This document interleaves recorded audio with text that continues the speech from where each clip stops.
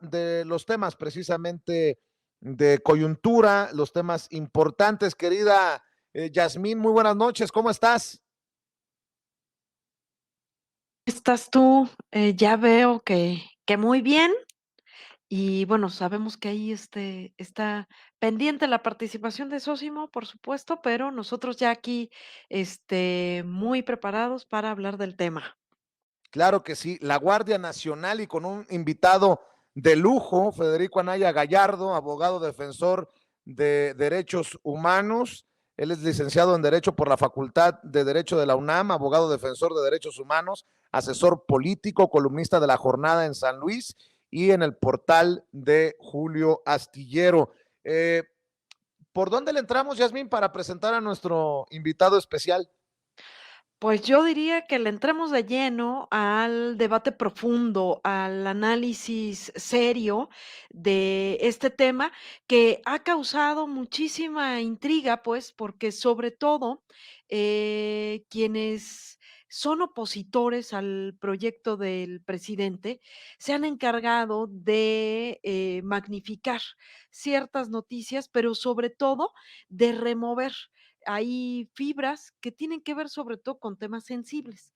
Y por un lado, es más, el propio discurso de la oposición se contrapone, ¿no? O sea, es decir, por un lado, criticar o minimizar o hacer como de buena onda este discurso que ha sido estratégico del gobierno federal de abrazos no balazos, ¿no? Por un lado, como haciéndolo ver risible, ¿no? O sea, como minimizándolo y decir, no, no, no, como abrazos, no balazos, ¿no? O sea, que pareciera que quieren, pues, trancazos, pues, ¿no? Y por otro lado, bueno, pues el susto de decir, ¿cómo vamos a militarizar nuestro país, ¿no? Entonces, yo empezaría por eso, pues, porque dados estas narrativas que nos han tratado de remover ahí, pues amerita un debate serio, ¿no? Y un debate serio que no solamente se den en las cámaras, que sea la ciudadanía la que esté hablando del tema. Y para eso, pues son espacios como estos serios, como los que tú propones, con especialistas, como el que el día de hoy hemos invitado desde el instituto. Federico Anaya es un especialista en el tema y lo podrá desmenuzar mejor que yo, por supuesto. Entonces yo le daría, por supuesto, el espacio totalmente a él. Yasmín, importante escuchar a defensores de derechos humanos sobre este tema porque desde la oposición, querido Federico, dicen, uy, se van a violar todos los derechos, se va a militarizar al país, en fin, danos tu opinión, Federico Anaya Gallardo, buenas noches.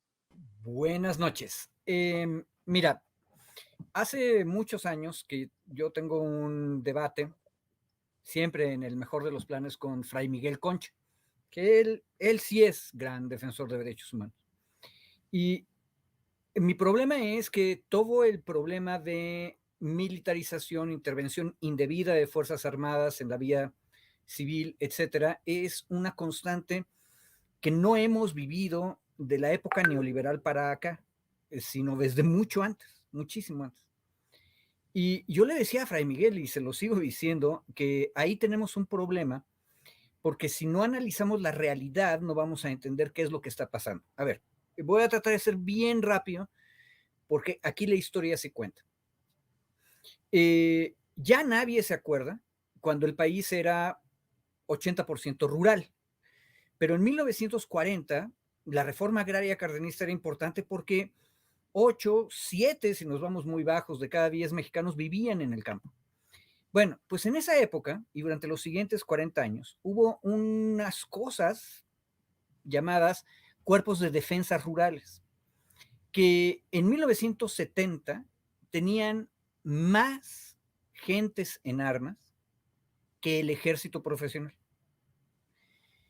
Pero si tú revisas la ley, también por eso conviene a veces ser abogado, resulta que estos cuerpos de defensa rural, que son ejidatarios, no más de 10 en cada ejido, que reciben entrenamiento militar, reciben armas de muy bajo calibre, pero del ejército, y están entrenados, son parte del activo, es decir, son militares. Sus oficiales son nombrados por la zona militar y el jefe de la zona militar era su jefe. Bueno, la cosa llegó a ser tan complicada que en 1980, digamos, eran tantos defensas rurales como soldados del ejército. Ahora, ¿qué hacían? En resumen, labores de policía rural en un país que era rural. Daban escoltas, acompañaban a funcionarios, ayudaban a combatir incendios, daban informes acerca de contrabando o de otros ilícitos. En otras palabras, hacían tareas de policía. Pregunta, ¿alguien se desgarró las vestiduras diciendo que estábamos violando el artículo 129 constitucional? No, nadie. En parte porque nuestras élites siempre han sido urbanas y cuando eran una minoría de la población, pues menos les importaba lo que pasaba en el campo. Entonces, si la militarización existía, existía en el campo. Pero, ojo, piensa lo que acabo de decir. Esta militarización es una militarización rarona, porque los soldados de los que estoy hablando son campesinos. Entonces es en realidad el pueblo en armas. Ahora, eso que acabo de decir tronó, y tronó horriblemente para dolor de toda la sociedad, en la Guerra Sucia. Porque ahí el gobierno rompió su alianza con el campesinado y atacó a los hijos de los campesinos y a cualquier persona que quisiera ayudar a los de abajo. Y fue una guerra sucia y hubo una gravísima represión. Y esa es la memoria que tenemos todos confundida, pero que existe y es verdadera. Ahora, ya, ¿qué está pasando ahorita? Estamos viendo hipocresía. Por un lado, se dice que hay militarización cuando, como dijo Andrea Chávez hoy o ayer en el debate parlamentario, hoy se están haciendo las cosas finalmente con cierto orden, poniendo en la Constitución lo que tenemos que poner y haciendo las leyes adecuadas. No son perfectas, pero tampoco nos funcionó hacer una maravillosa y complicada ley de seguridad que luego la Corte decidió que era inconstitucional porque estaba tan bien hecha que violaba la Constitución. No, lo que hemos ido haciendo es experimentar en campo, modificar las cosas, volver a experimentar en campo, volver a modificar las cosas. Eso es lo que está ocurriendo ahorita. Y un detalle, quienes dicen que todo esto militariza, creo que no han leído con atención el plan de seguridad. Desde 2018 nos dijo el presidente que iba a haber 266 juntas de paz y de justicia, se les llama coordinaciones territoriales, y todo el mundo se quedó con la idea de que iban a ser 266 campamentos de la Guardia Nacional. Entonces todo el mundo va viendo la nota a ver si ya terminaron de construirlos.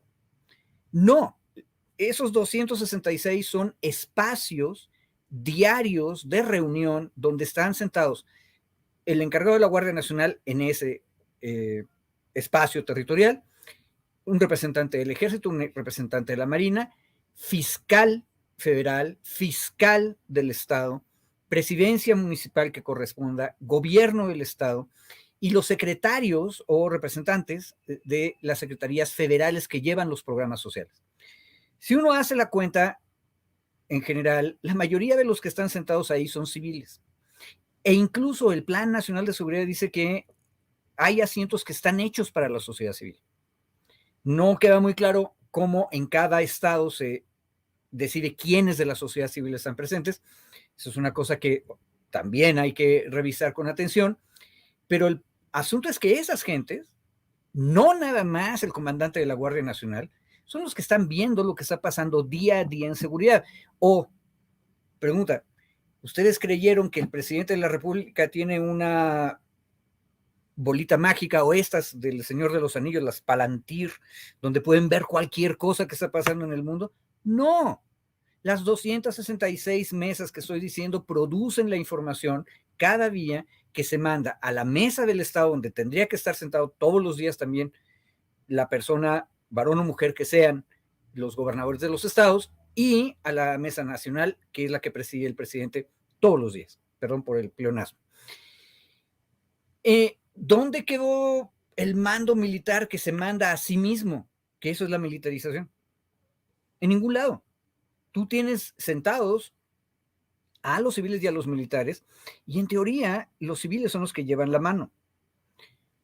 Ahora, aclaro, en teoría, porque creo que este debate debería llevarnos a otra discusión muy seria, que es que los civiles nos tomemos en serio y nos convenzamos que los militares no son, como al parecer piensa que son la oposición, marcianos o de otra especie y tienen poderes ocultos que producen una especie de aura y entonces ya no los puedes controlar. No. Luego, hay que decir que algunos compañeros en las Fuerzas Armadas se comportan así, como si fueran exclusivos, separados, etc. Son muy secretivos, son muy herméticos, pero son exactamente igual de ciudadanos o ciudadanas que nosotros. Y tenemos que aprender a mandarlos. Tenemos que aprender que las cosas del ejército las deciden los civiles todo el tiempo. Anécdota que siempre cuento y con eso termino ahorita. Cuando estábamos discutiendo Guardia Nacional, por primera vez, este presidente le ordenó a sus 2 secretarios militares que fueran los 2 al Congreso. Nunca antes los secretarios, almirantes y general se habían ido a parar en el Congreso. Jamás. Bueno, ahora sí fueron. Y de repente alguien le preguntó al general secretario, oiga, ¿y qué le parecería que hubiera una mujer civil al frente de la Secretaría de la Defensa? Y le contestó, pues muy bien, pero eso lo decían ustedes, señor diputado. La ley orgánica del ejército dice que tiene que ser un general de división. Si ustedes quieren cambiar la ley, nuestro deber es obedecerlos a ustedes. Y me acuerdo que una muy valiente diputada se acerca y me dice, ¿entonces sí podemos hacer eso? Le digo, pues sí, por supuesto que sí. Pero tenemos que romper nuestros esquemas mentales y tenemos que atrevernos a ver todos los días 266 mesas de paz y seguridad. Ahí hay mayoría civil y no tienen por qué hacerle caso al coronel, teniente coronel o general que está ahí. Él está ahí para servirles y obedecerles. Y hasta eso, son bastante disciplinados. Lo que pasa es que luego los civiles no les ordenamos nada. Y yo diría eso primero. Yo voy a sumar mi comentario en el sentido de que si en los medios tradicionales no se escuchan voces con profundidad, con conocimiento y se dicen estas cosas, pues la gente tiene que desconfiar, querida Yasmín, del análisis muchas veces por encimita y superfluo que hacen los mismos de siempre. Y en un tema tan complicado y en un tema tan sensible, creo que